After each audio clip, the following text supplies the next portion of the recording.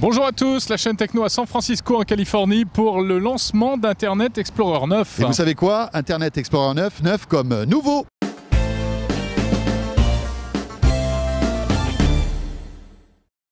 La guerre des navigateurs fait rage ici à San Francisco et Microsoft a mis les pieds dans le plat en présentant ces derniers jours Internet Explorer 9 en bêta, Jérôme. Oui, alors cette petite fiesta qui a lieu derrière nous, c'est le lancement officiel d'Internet Explorer 9, version bêta, version expérimentale. La nouveauté, c'est qu'il exploite ce qu'on appelle le HTML5. Alors qu'est-ce que c'est que ça, le Alors HTML5? c'est un peu technique comme ça, en fait c'est tout simple, c'est la 5e génération du langage HTML qui sert à programmer des sites web. Et qui permet par exemple d'avoir des animations dans tous les sens, des sites qui font tchac tchac tchac tchac tchac partout. C'est très joli. Le problème c'est qu'aujourd'hui Microsoft est un petit peu à la croisée des chemins avec son navigateur. Il y a une véritable guerre qui est menée par les concurrents d'Internet Explorer. Ils sont nombreux. Il y a Firefox bien sûr en premier qui est en train de grappiller des parts de marché assez importantes à Microsoft. Il y a aussi Google avec son Chrome. Google Chrome, Safari d'Apple, et effectivement. Et donc Microsoft essaie de revenir un peu sur le devant de la scène avec Internet Explorer 9 bêta. Alors globalement pour l'utilisateur ça va permettre deux choses, de profiter en fait de nouvelles expériences au niveau du web, c'est-à-dire la possibilité d'avoir un web qui est devenu très enrichi et qui est donc très visuel. On va pouvoir faire de la 3D, on va pouvoir avoir de la vidéo en haute définition, on va pouvoir avoir l'expérience comme presque une application Windows, c'est-à-dire avec des applications qui sont très riches, chose qu'on ne connaît pas encore aujourd'hui ou très peu encore aujourd'hui. Jusqu'à maintenant, on va dire qu'on utilisait beaucoup Flash pour pouvoir pousser les choses et montrer ce qu'on sait faire. Mais grâce à HTML5 maintenant, on va toucher à une cible beaucoup plus large. C'est un navigateur qui est extrêmement rapide et pour des petites agences créatives comme la nôtre, qui nous permet de réaliser plein de choses qui sur d'autres navigateurs pourraient ramer un petit peu comme on dit. Là ça nous permet de faire des suites animées et fluides. Voilà.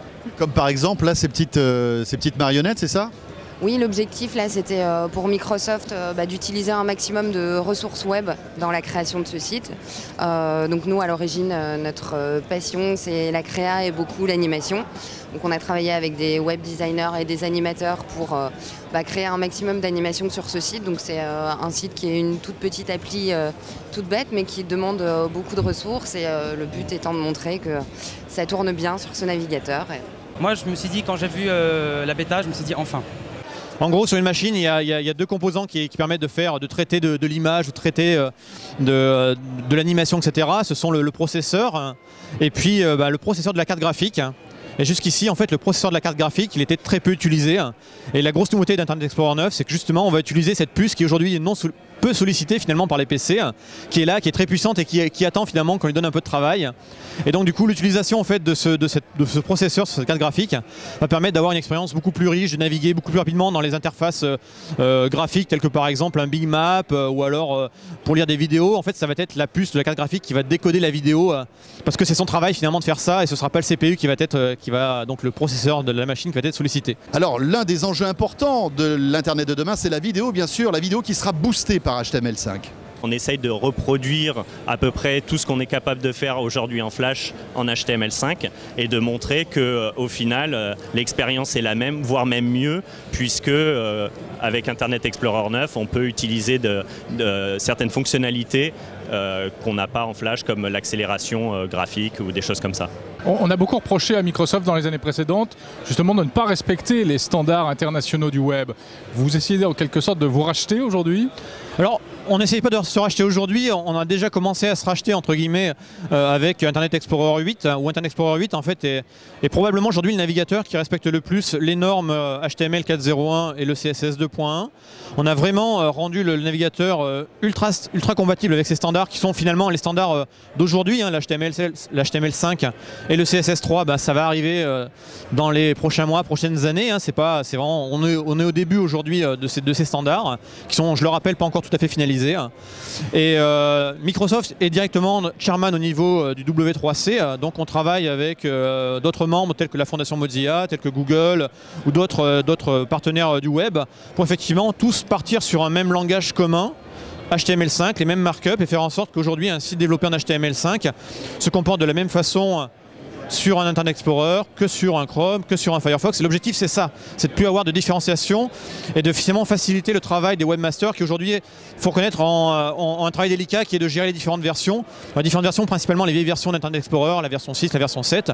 Je le rappelle, la 8 est extrêmement respectueuse des standards, on va dire actuels. Par rapport à HTML5, elle est en retard, mais bon, il a été conçu il y a 2 ans. Voilà, donc la guerre des navigateurs fait rage, on le voit. Microsoft rattrape son retard par rapport à ses concurrents, qui évidemment à leur tour vont réagir. Oui, puisqu'il faut savoir que la plupart des navigateurs intègrent déjà le HTML5.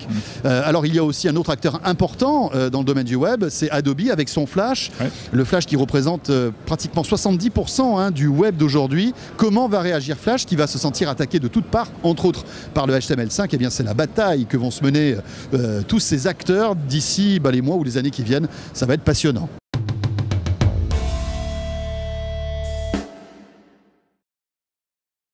Bonjour à tous, la chaîne techno à San Francisco, à Los Angeles. À Los Angeles, non. Poète, je suis très heureux d'être là. Alors. À San Francisco. Oui, la bouillabaisse.